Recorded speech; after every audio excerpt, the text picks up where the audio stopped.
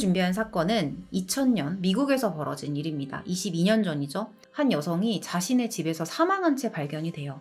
머리에 총을 맞은 상태였어요. 총알은 뒤통수를 관통했습니다. 명백한 타살이죠.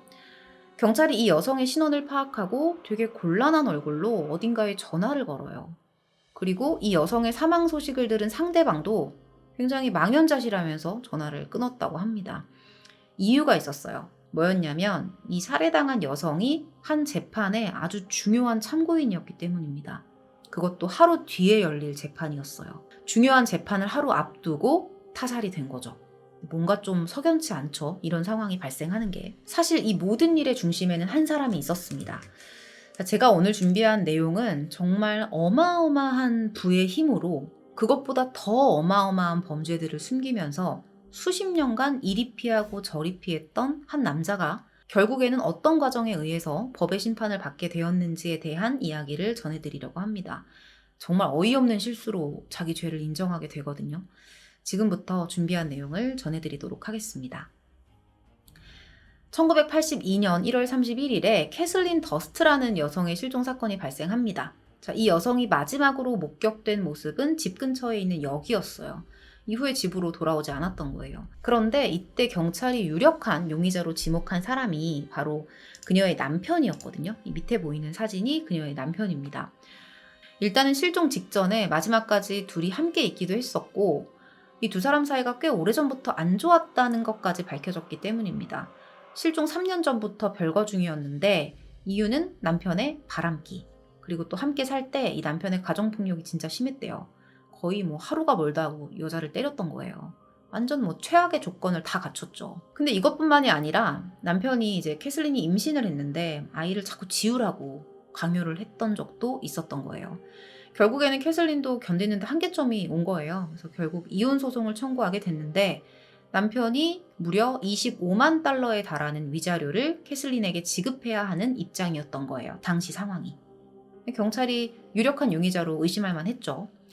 그런데 그는 자신의 혐의를 완강하게 부인합니다. 당시에 별거 중이던 아내가 약속이 있으니까 역까지 자기를 태워다 달라고 했고 자기는 그냥 그 부탁에 응했을 뿐이라는 거예요. 근데 가만히 생각을 해보면 평소에 사이가 진짜 안 좋고 이혼 소송까지 하고 이런 사이에 별거 중인 남편한테 여보 나 좀 데려다 줘라는 말을 하나요? 사실 만났다라는 것도 조금 부자연스러운데 데려다 달라고 했다라는 거는 좀 사실 둘 사이의 실제 관계와 행동이 조금 모순된다고 볼 수가 있겠죠. 이렇게 충분히 의심스러운 상황이긴 했는데 일단은 증거가 없었어요. 남편이 캐슬린의 실종에 연관되어 있다라는 증거가 그 어디에서도 발견되지 않았다는 거예요. 결국에는 남편이 증거 불충분으로 풀려나게 됐고요. 그러면서 이 사건이 미해결 사건으로 남게 됩니다. 그런데 뭔가 이 남편의 수상스러운 행동이 계속 이어져요. 캐슬린의 개인 재산이 한 1억 정도가 있었어요. 1억 한 1,000만 원 정도가 있었는데 이 돈을 자기 계좌로 돌리려다가 전체를 다 돌리려다가 발각이 된 거예요. 다행히 금융당국이 이걸 알아채고 이 일을 처리하면서 별탈 없이 마무리되긴 했지만 와이프가 실종이 됐는데 이런 행동을 한다는 건 상식적으로 이해가 되지 않는 행위인 건 확실하죠. 마치 캐슬린이 돌아오지 않을 사람이라는 걸 아는 사람처럼 지금 행동을 하고 있잖아요. 자, 그렇게 캐슬린 실종 사건이 미제로 남게 되고 세월이 많이 흐릅니다. 18년이라는 시간이 흘러요. 잊혀질 만큼 시간이 지났다고 볼 수 있죠. 이젠 기억하는 사람도 많지 않을 거예요. 그런데 한 검사가 이 오래된 사건에 관심을 갖기 시작해요. 그러면서 수사가 다시 시작이 됩니다. 결국에는 재판까지 다시 열려요. 자, 이때 검사가 의심하고 있었던 용의자는 20년 전과 동일합니다. 캐슬린의 남편이었어요. 아무리 사건 파일을 뒤져봐도 정황상 이 사람이 범인인 거예요. 아무리 봐도. 그리고 사건 전후로 수상한 행동을 너무 많이 했던 거죠. 더군다나 이번에는 그때와 다르게 이 남편의 범행 사실을 입증해줄 아주 중요한 참고인까지 있는 상황이었습니다. 참고인의 사진을 보여드릴게요. 수잔 버먼이라는 여성입니다. 자, 이 여성은 캐슬린 부부의 지인이에요. 그리고 직업은 잡지 기자였습니다. 근데 이 사람도 그냥 사실 평범한 참고인은 아니었어요. 왜냐면 캐슬린이 실종이 되고 나서 이 그녀의 남편, 이 남성에게 지속적으로 돈을 받았던 정황이 확인이 됐었고요. 지인들한테는 내가 캐슬린 실종 사건의 전말을 다 알고 있어. 이런 말들도 떠벌리고 다녔던 거죠. 일단은 말을 떠벌리고 다녔다 이런 걸 제외를 하더라도 가장 의심스러운 거는 돈을 받았다는 거거든요. 이런 걸 보면 이 여성 수잔도 캐슬린의 실종 사건에 개입한 인물로 보이기는 합니다. 만약에 뭐 공범이 아니라고 해도 최소한 뭐 목격자 아니면 이 남성이 저질렀던 일에 대해서 좀 알고 있는 사람 정도는 되어 보여요. 자, 무슨 이유 때문인지 모르겠지만 수잔은 자신이 직접 사건의 참고인으로 재판에 서겠다고 이야기를 했는데 안타깝게도 그녀는 출석 직전 날이었던 12월 24일에 자신의 집에서 살해된 채 발견됩니다. 이 여성이 제가 앞서 말씀드린 2000년 총에 맞아 사망한 그 여성이었어요. 시신의 모습을 좀 살펴봤는데 총상을 제외하고 다른 뭐 저항을 한 흔적이라던가 이런 것들은 전혀 발견이 안 돼요. 그래서 경찰이 이거는 면식범의 범행일 것이다 라고 방향을 잡을 수는 있었습니다. 그런데 이 현장에서 범행 도구로 쓰였던 총은 발견이 되지가 않았고요. 별다른 목격자도 없었어요. 그래서 결국에는 18년 만에 극적으로 해결될 뻔했었던 캐슬린 실종 사건이 또 다른 살인 미제 사건을 남기면서 미궁 속에 빠지게 되죠. 분명히 뒤에 누군가 있어요.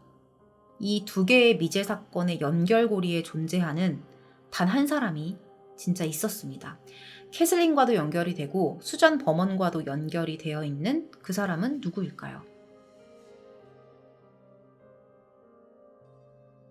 이름은 로버트 더스트입니다. 캐슬린의 남편이에요. 1943년 8월 12일에 태어났고요. 소위 말하는 금수저를 정말 한가득 물고 태어난 사람이었어요. 완전 부잣집 아들. 자, 로버트의 부친 사진을 보여드릴게요. 자, 이 사람이 로버트의 아버지입니다. 뉴욕의 대표 부동산 기업인 더스트 오거나이제이션의 대표 조지프 더스트의 아들이에요, 이 사람이. 로버트는 손자가 되겠죠.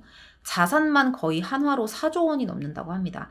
여러분들 다 아시는 월드 트레이드 센터, 뱅크 오브 아메리카, 퀸즈 플라자 151의 소유주입니다. 그런데 이렇게 부족함 없는 집의 장남으로 태어난 로버트의 유년 시절은 그리 행복하지 않았습니다. 로버트의 어머니는 그가 어렸을 때 스스로 생을 마감했었고요. 일찍부터 형제들 간의 경쟁심이 아주 심했다고 해요. 왕래도 거의 안 하고 살았대요. 그 중에서도 남동생과의 관계는 진짜 최악이었습니다. 이미 이 동생은 형을 사이코패스라고 묘사를 하기도 했었어요. 실제로 이 로버트 더스트 형에게 조현병이 있었습니다. 그러면서 여러 차례 동생의 생명을 위협한 적이 있었던 거죠. 그래서 내가 진짜 이러다 죽겠다, 형 손에 죽겠다라는 생각이 드니까 접근 금지 명령을 요청하기도 했었습니다. 이렇게 폭력적인 성향과 정신병력까지 가지고 있는 사람이었기 때문에 두 사건의 용의자로 의심을 받을 수밖에 없는 상황이었습니다. 그런데도 계속 물증이 없어서 풀려나요. 그러다가 결국 그가 잡히게 되는 일이 하나 생깁니다. 수잔 범원 사건에 대해 또 다른 증거를 찾아서 이건 아니었고요. 또 다른 범죄를 저지르면서 검거가 된 거예요. 자, 또 다른 범죄를 저지르면서 검거가 됐다고 했는데 어떤 사건이었냐면 2001년에 모리스라는 남성, 이 사람이 모리스거든요. 모리스라는 남성이 토막난 시신으로 발견이 돼요. 당시에 용의자로 체포된 사람이 있었는데 누구냐면 이 모리스라는 남성의 이웃이었던 한 여성이었어요. 자, 그 여성의 이름은 도로시 시너라는 여성입니다. 그런데 나중에 알고 보니까 이 여성인 줄 알았던 도로시 시너의 정체가 바로 로버트 더스트였던 거죠. 로버트가 여장으로 신원을 숨기고 은둔 생활을 하고 있었는데 근처에 살던 이웃이 로버트의 정체를 눈치챘던 거예요. 이 모리스가 정체를 눈치챘던 겁니다. 자신의 정체를 눈치챈 사람을 그냥 둘 수는 없었겠죠? 로버트는 그를 살해했고요. 모리스의 시신을 훼손하기까지 합니다. 사망 원인은 총살이었고요. 자, 로버트의 자백 내용을 들어보면 이 둘 사이에 사소한 일로 시비가 붙었고 분을 참지 못해서 살해했다라고 말을 해요. 정당방위를 지금 주장을 하고 있는 거예요. 그러면서 살인에 대해서는 무죄 선고를 받게 됩니다. 그리고 훼손, 유기 이것에 대해서만 유죄를 선고받아요. 역시 이게 돈이 무기인 건지 완전히 막 변호인단의 돈을 진짜 많이 쓴 거예요. 그래서 결국에는 자기가 원하는 대로 된 거예요. 본인 입장에서는 나 역시 재수 좋은 인생이야 이렇게 생각했을 수도 있어요. 그런데 그는 이후에 정말 어이없는 말실수로 자신의 범행 사실을 인정하게 됩니다. 자, 저질렀을 것으로 의심되는 사건만 2건이에요. 실제로 저지른 사건은 1건이에요. 자, 총 3건이나 되는 범행을 저질렀는데도 불구하고 이 사람은 전부 증거 불충분이나 정당방위로 무죄를 받게 되는데 당연히 세간의 관심이 쏠렸겠죠. 그런데 그 중에서도 특히 많은 관심을 보였던 사람이 있었습니다. 이 사람에게 특히나 많은 관심을 보였던 사람이 있었어요. 자, 바로 앤드류 제레키 감독이었습니다. 자, 이 감독이 로버트에 대한 이야기를 영화로 제작을 하고 싶어서 이 사람하고 관련된 자료를 수집하기 시작했고요. 변호사를 통해서 직접 인터뷰를 요청하기도 합니다. 근데 변호인단이 거절을 했죠. 결국에는 이 앤드류 제레키 감독이 언론에 노출되어 있는 내용 그 자료만 가지고서 All Good Everything이라는 영화를 제작하게 돼요. 자, 그런데 영화 개봉을 한 일주일 정도 앞둔 시점에 로버트 더스트가 제레키 감독에게 연락을 합니다. 나에게 쏠려있는 의혹을 다 풀기 위해서라도 내가 인터뷰를 하겠다라는 거죠. 그리고 드디어 로버트 더스트와의 인터뷰가 시작이 돼요. 자, 로버트 더스트는 처음부터 끝까지 당당하고 단호한 어조였어요. 그러면서 내가 범인이 아닐 수밖에 없는 이유를 설명했대요. 이런 식으로 말하는 것도 어디서 많이 봤죠. 내가 아닐 수밖에 없는 논리적인 이유를 설득하려고 하는 모습. 아주 당당했습니다. 그런데 이때 했던 인터뷰 내용이 생각보다 분량이 너무 많아지는 거예요. 너무 방대해지는 거예요. 그래서 제작진이 이거 바탕으로 해서 다큐를 좀 만들어 보자. 이렇게 생각을 한 거죠. 그리고 2014년 6월 12일이 됩니다. 자, 그날도 제작진은 로버트 더스트와의 인터뷰 녹음본을 편집을 하고 있었습니다.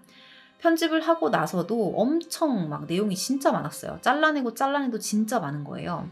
그래도 자세히 다 들어봐야 되니까 녹음 파일을 하나씩 돌려가면서 혹시 중간에 중요한 게 빠진 게 있나 이런 걸 찾아가면서 검토를 하고 있었습니다. 그런데 여기서 정말 듣고도 믿을 수 없는 말이 들려옵니다. 녹음 파일에서. 당시에는 확인하지 못했었던 구간이에요. 로버트가 혼잣말로 쭝얼쭝얼거리는 게 녹음이 된 거예요. 그러니까 어떻게 된 거냐면 인터뷰 중간에 잠깐 이제 화장실에 다녀오겠다면서 로버트가 밖으로 나갔는데 그때 마이크가 켜져 있었다는 거를 몰랐던 거예요. 그리고 중얼거립니다.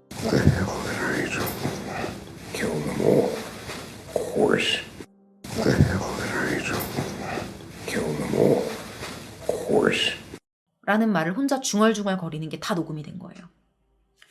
자, 극적으로 제작진이 이 음성 파일을 듣게 되면서 곧바로 경찰에 신고를 했고요. 로버트 더스트는 살해 혐의로 FBI에 긴급 체포가 됩니다.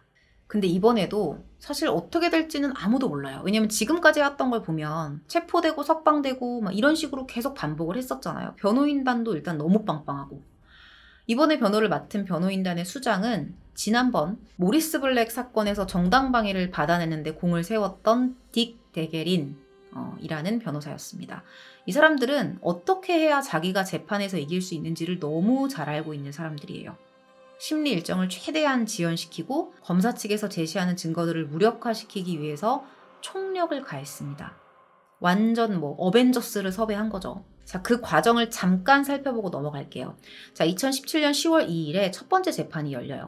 검사 측에서 내세운 증인은 로버트 더스트의 친구인 닉 채븐이라는 남성입니다. 자, 이 닉 채븐이라는 남성이 로버트가 자신에게 수잔을 살해했다라는 사실을 고백했었다라고 증언을 합니다. 그 참고인 여성 기억하시죠? 자, 이 여성을 죽였다는 사실을 나한테 얘기한 적이 있다는 거예요. 이 닉 채븐이라는 남성이. 사실 애초에 이 사망한 수잔 그리고 로버트는 친구 사이예요. 그러다 보니까 주변에 겹치는 지인들이 많았어요.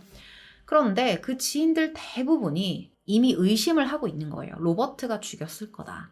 수잔을 죽였을 거다라고 예상을 했다는 거예요. 그래서 검사 측이 이걸 바탕으로 해서 지인 20명을 선정해서 증언을 받아냈고요. 그 효력을 인정해달라고 요청을 합니다. 변호인단은 당연히 강력하게 반박을 했죠. 추측성 발언인데 이걸 어떻게 증거로 쓰냐는 거예요. 유효하지가 않다 이런 것들이 이유였습니다. 근데 놀라운 건 판사가 그 20개 중에서 13명의 증언을 증거로 채택을 해요. 정황상 살해 동기가 충분했기 때문에 이것을 뒷받침할 만한 증거로 인정을 해줬던 거죠. 물론 증언과 정황만 가지고 범행을 다 사실 입증할 수는 없겠지만요. 자, 근데 저는 여기서 되게 소름이었는데 검사 측이 아주 강력한 물증을 내놔요. 자, 편지예요. 위에 있는 편지하고 밑에 있는 편지를 이제 비교해서 볼 거예요. 지금은 위에 있는 것만 봐주시면 돼요. 자, 이 편지가 뭐냐면 수잔 범원이 살해되던 날에 관할서인 비버리힐스 경찰서 앞으로 붙여진 편지입니다. 위에 거예요. 자, 알고 봤더니 사실 이 수잔 범한 사건이 이 시신이 발견이 된 게 누군가가 신고 전화를 해서가 아니었고요. 이 편지 때문이었던 거예요. 내용이 되게 짧아요. 수잔의 집 주소, 그리고 그 안에 이런 내용, 뭐 거기에 시신이 있을 것입니다 라는 문장, 이게 다였어요. 자, 만약에 여러분 범인이 아닌 사람이 이 현장을 발견했다면 당연히 막 놀래가지고 전화를 하고 막 이웃들을 부르고 난리를 쳤겠죠? 그 와중에 편지를 왜 쓰겠어요? 이 편지는 무조건 범인이 보냈을 가능성이 아주 높습니다. 자, 경찰은 계속 이 편지에 주목을 했어요. 그런데 한 경찰이 이 편지 봉투에서 이거 뭐지? 이거 이상한데? 이럴 만한 특징을 하나 발견해요.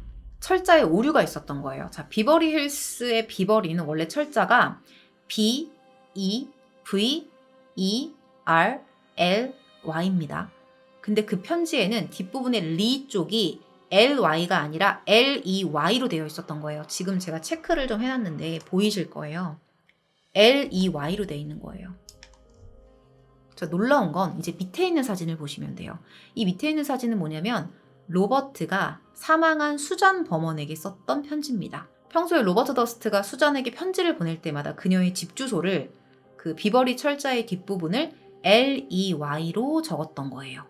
근데 이게 흔한 습관은 아니잖아요. 충분히 의심스러운 상황이죠. 그러면 왜 그때 이 편지를 증거로 대지 못했냐? 이유가 있었어요. 뭐냐면 당시의 필적 감정사의 의견 때문이었습니다.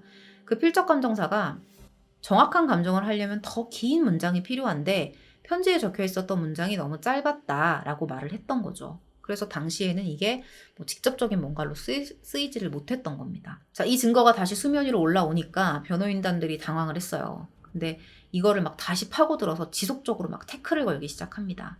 그런데 검사 측에서 제시한 물증은 또 있었어요. 자, 근데 여러분 그냥 봐도 글씨체가 너무 비슷하지 않아요? 글씨 완전 똑같아. Y 쓰는 방식, L 모양, 그러니까 완전 글씨체가 같은 사람이 쓴 글씨예요. 이거는 누가 봐도 그냥 한 사람이 쓴 글씨체가 똑같잖아. 자, 검사 측에서 제시한 물증이 또 있었어요. 뭐였냐면 로버트 더스트의 집에서 노트가 발견이 돼요. 근데 이 노트에 수잔이 살해됐던 날의 그런 상황들이 되게 자세하게 기록이 돼 있는 거예요. 그런데 이 노트의 존재가 드러나자마자 변호인단이 처음에는 이래요. 이거는 로버트가 쓴 거 아니다. 이렇게 변호를 해요. 당황한 거지. 그냥 이거 걔가 쓴 거 아니야. 그냥 이러는 거죠. 근데 갑자기 또 전략을 바꿔요. 말을 바꿔요. 이거 로버트가 쓴 거 맞긴 맞는데 수잔을 살해한 사람은 로버트가 아니야. 로버트는 사건 당일에 내가 수잔 범원의 집에 간 건 맞는데 시신을 발견하고 나서 당시의 상황을 경찰에게 알리기 위해서 자세히 기록해둔 거다라고 주장해요. 사람이 죽어 있는데 그 급박하고 당황스러운 상황에 종이와 펜을 꺼내서 이런 걸 자세하게 기록을 한다고요? 현장이 보존되게 잘 다른 사람 못 들어가게 지키면서 경찰을 기다리는 게 상식적인 행동이 아닐까 싶습니다. 앞뒤가 아예 안 맞죠. 왜냐면 경찰에게 말하려고 했다는 그 말이 사실이면 당시에 경찰이 이 노트를 받았어야 되잖아요. 근데 경찰은 이 노트의 존재를 몰랐거든요. 정말 경찰을 위한 거였으면 경찰이 그날 받았어야 되는데 경찰은 몰라요. 근데 사실 이 모든 게 어찌됐든 간에 이미 녹음 파일이 공개된 이상 더 이상은 사실 아니라고 말하는 것도 쉽지가 않아요. 자, 과연 이 녹음 파일에 대한 변호인단의 주장은 어땠을까요? 자, 이 발언을 어떻게든 무효화시키려는 노력을 해요. 그냥 혼자 아무 의미 없이 그냥 한 농담이다. 사실 아니다. 이런 식이죠. 더군다나 이 녹음 파일이 뭔가 동의를 받은 파일이 아니잖아요. 그래서 이거를 어떤 증거로 쓸 수 있는 상황은 아니었습니다. 자, 그리고 그 와중에도 변호사는 재판 도중에 이 다큐, 감독이 만들려고 했었던 이 다큐에 대해서 막 비난을 해요. 편집을 이렇게 과도하게 하면서 이게 어떻게 다큐냐. 이렇게 비난을 막 쏟아냈던 거죠. 사실 녹음 파일의 증거 효력에 대해서는 변호인단의 주장이 법적인 타당성을 보유하고 있기 때문에 흉기, 목격자, 이런 범행에 대한 직접적인 증거가 없으면은 이것도 또 무죄 판결을 받을 가능성이 큰 상황인 거예요. 자, 최종적으로는 어떻게 됐을까요? 이 사건이. 자, 로버트 더스트의 죄를 판결하기 위한 재판은 2020년 7월까지 이어집니다. 하지만 당사자가 막 출석을 거부해요. 그리고 코로나가 있었던 시기이기 때문에 재판이 연기가 됩니다. 이후에 2021년 9월 17일에 로버트는 친구 살해 혐의, 수잔 범원에 대한 범행이죠. 이 혐의에 대해서 배심원단으로부터 21년 만에 유죄 판결을 받게 됩니다. 39년 동안 3개 주에서 아내를 비롯한 3명을 살해했다는 의심만 계속 받다가 법정에서 받은 첫 번째 유죄 판결이었어요. 이게.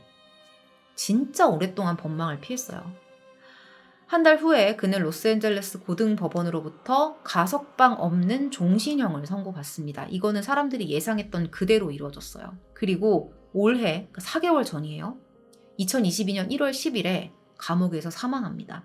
이전에 코로나 확진을 받았었는데 코로나로 인한 사망은 아니고요. 변호인단의 말에 의하면 방광암으로 투병 중이었고 자연사로 알려집니다.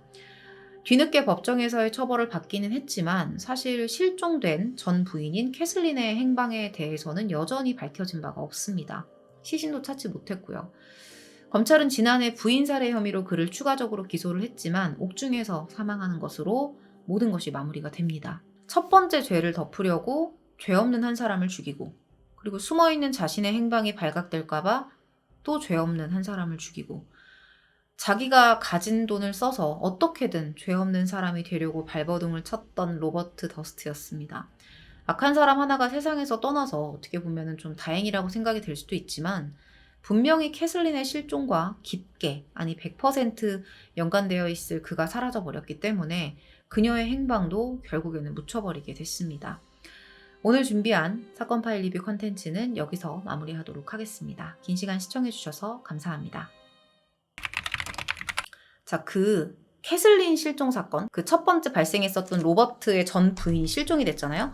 그 사건이 벌어지기 이전에, 그러니까 거의 그 사건이 있기보다 한 10년 전에, 1971년에 그때 그 미들버리대의 여대생이었던 이 사진에 보이시는 린 슐츠라는 여성이 실종되는 사건이 발생을 해요. 그러니까 로버트의 전 아내가 실종되기 10년 전에 실종 사건이 또 있었던 거예요. 근데 이 여성이 실종 전에 마지막으로 목격됐던 곳이 당시에 로버트 더스트가 운영했었던 건강식품점, 거기가 마지막으로 목격된 곳이었거든요. 그러니까 재벌이었는데 갑자기 시골 마을인 미들버리로 이사를 와서 장사를 했던 거예요. 돈이 그렇게 많은 사람이. 근데 이때 장사를 했었다는 사실이 언제 밝혀지냐면 2012년 7월에 어떤 사람이 익명의 제보 전화를 하게 되면서 알려지게 된 사실입니다. 근데 이 여대생 린 슐츠의 마지막 행적이 확인됐던 곳이 더스트가 운영하던 식품점 맞은편에 있었던 버스 정류장이었던 거예요. 이 정류장에서 자두를 먹고 있었대요. 그 모습도 목격이 됐는데 그게 로버트 가게에서 파는 과일이었습니다. 이날 슐츠가 시험날이었어요. 기말고사 날이었는데 학교에 안 나타났다고 해요. 로버트 더스트의 혼잣말, 그 혼잣말에 대한 자백에 대한 내용이 알려지면서 이 슐츠의 가족들이 더스트를 더 강력하게 의심했었다고 합니다. 오늘 준비한 내용은 여기서 마무리하도록 할게요.